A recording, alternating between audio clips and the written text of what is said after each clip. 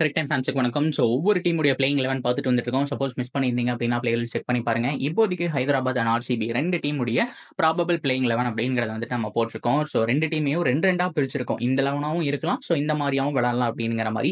Suppose அது எல்லாத்தையும் நீங்க மிஸ் பண்ணியிருந்தீங்கன்னா பிளேலிஸ்ட்ல போய் செக் பண்ணி பாருங்க. எல்லா வீடியோவும் அவைலபிளா இருக்கு. ஸோ இந்த ஒரு வீடியோல நிறைய பேர் கேட்டிருந்தீங்க, ஸோ எந்தெந்த டீம் இப்போதைக்கு பயிற்சி ஆட்டம் ஸ்டார்ட் பண்ணியிருக்காங்க அப்படின்னு சொல்லிட்டு. ஸோ எல்லாருமே மார்ச் 1க்கு அப்புறம் தான் ஸ்டார்ட் பண்றாங்க. பட் இருந்தாலும் இப்போதைக்கு ரெண்டு பிளேயர்கள் ரெண்டு பேருமே பார்த்தோம் அப்படின்னா டீமுக்குள்ள ஒரே சமயத்துல வந்தவங்க.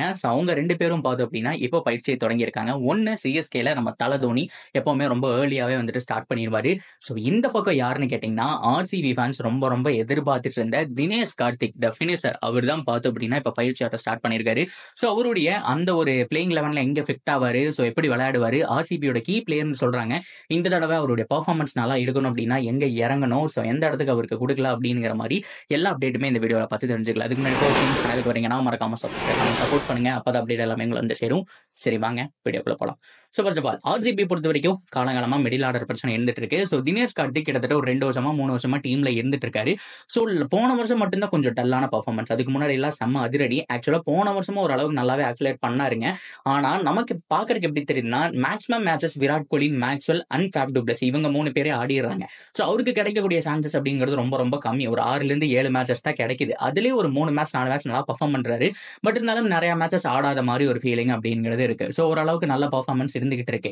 ஆனா இதுல மிகப்பெரிய பிரச்சனை என்ன அப்படின்னா 2019, 21 அந்த காலகட்டத்தில் அவர் நல்லா ஆடின சமயத்துல பார்த்தோம் அப்படின்னா உடனடியா டீமுக்குள்ள எடுத்தாங்க. வேற லெவலில் அவருடைய பர்ஃபார்மன்ஸ் இருந்துச்சு. அதுக்கு காரணமும் ஆர்சிபி தான் சொன்னோம்.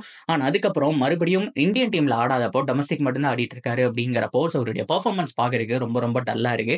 ஸோ இதை வச்சு பார்க்கும்போது தான் இன்டர்நேஷனல் ஆடுறதுலேயே ஆர்சிபிக்கு இவர் தேவைதானா, இந்த வருஷம் ரிலீஸ் பண்ணிடலாம் அப்படிங்கிற மாதிரியும் ஏகப்பட்ட பிளேயர்ஸ் எல்லாருமே சொல்லிட்டு இருந்தாங்க. சரி, ஏகப்பட்ட ஃபேன்ஸ் எல்லாருமே சொல்லிட்டு இருந்தாங்க. இருந்தாலும் RCB management one last chance அப்படிங்கறத கொடுக்கலாம். பிகாஸ் இந்த வருஷத்துக்கு அப்புறம் மெகா ஆக்ஷன் வரப்போகுது. ஸோ இவருக்கு ஒரு சான்ஸ் கொடுத்து பார்ப்போமே, நல்லா பண்ணா வச்சுக்கலாம், இல்லைன்னா மெகா ஆக்ஷன்ல கழட்டி விட்டலாம் அப்படிங்கிற ஒரு மைண்ட் செட்ல தான் இருந்தாங்க. இந்த வருஷம் ரீடைன் பண்ணிட்டாங்க தினேஷ் கார்த்திக். தினேஷ் கார்த்திகை பொறுத்த வரைக்கும் ஒரு ஸ்ட்ரைக் ரேட் எல்லாமே எக்ஸ்ட்ரானரியா இருக்கு. பட் இருந்தாலும் அவர் எங்க இறங்கணும் அப்படின்னா இந்த 4வது 5வது அப்படிங்கிற பொசிஷன்ல. ஸோ அந்த ஒரு பிளேயிங் 11க்கு தகுந்த மாதிரி இப்போ ஒரு ஏர்லி விக்கெட் போயிடுச்சு அப்படிங்கிற பட்சத்தில் ஒரு 5வது ரொம்ப லாங்கா வரணும். பட் இல்ல, ஸோ கிட்டத்தட்ட ஒரு 12 ஓவர் 13 ஓவர் விக்கெட் லாஸ் இல்லாம ஆடிட்டாங்க, இன்னொரு 7 ஓவர் தான் இருக்கு அப்படிங்கிற பட்சத்தில் அவர் உடனடியாவே வந்து அவருடைய பெர்ஃபார்மன்ஸை இம்ப்ரூவ் பண்ணி ஆக்சலரேட் பண்ணி கொடுக்கணும் அப்படிங்கிறதா அவருடைய மெயின் ரோலுங்க. த ஃபினிஷர் அப்படிங்கிற ரோல் வச்சிருக்காங்க. இது செகண்ட் இன்னிங்ஸுக்கு மாறுபடும். நான் சொல்றது ஃபர்ஸ்ட் இன்னிங்ஸ்க்கு.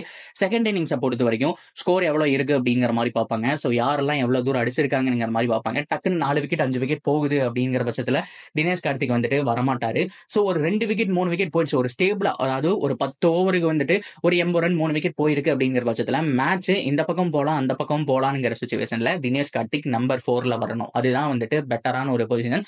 அப்படி இல்லைன்னா நம்பர் 5ல வரலாம். ஸோ இந்த 2 பொசிஷன்ல தான் தினேஷ் கார்த்திக் ஆடணும். சரி, ஓகேவா? இது எல்லாமே ஒரு பக்கம் இருக்கட்டும். அதை தொடர்ந்து இப்போதைக்கு தினேஷ் கார்த்திக் அவருடைய பயிற்சி ஆட்டத்தை வந்துட்டு ஸ்டார்ட் பண்ணியிருக்காரு. கிட்டத்தட்ட ஒரு மாசமாவே வந்துட்டு விளையாண்டுருக்காரு. ஒரு டச் அப்படிங்கிறது கூட இருக்கு. ஸோ எப்பவுமே அந்த வீல் ஆடுவார். அது மட்டும் இல்லாமல் அவர்கிட்ட எல்லா விதமான ஷாட்ஸும் இருக்கு. அந்த ஸ்வீப் ஆடுறதா இருக்கட்டும், ஸோ பேக்ல அடிக்கிறது எல்லாமே வந்துட்டு வச்சிருக்காரு.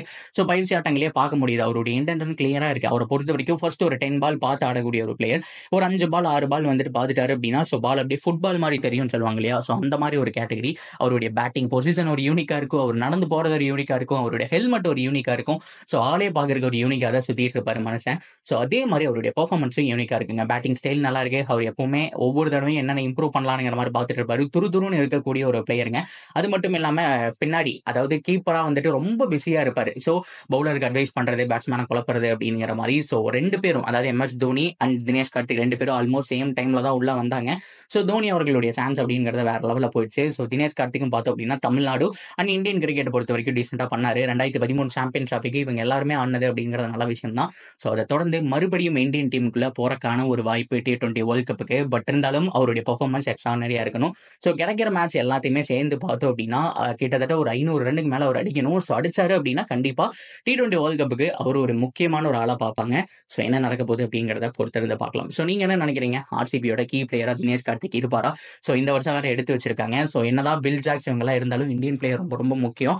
ஸோ இந்தியன் பிளேயரா தினேஷ் கார்த்திக் கலக்குவாரா அப்படிங்கிறது எல்லாத்தையும் தாராளமாக கமெண்ட்ல சொல்லுங்க. தொடர்ந்து அப்டேட்டுக்கு சேனலோட இணைஞ்சிருங்க. மறக்காம சப்ஸ்கிரைப் பண்ணி சப்போர்ட் பண்ணுங்க.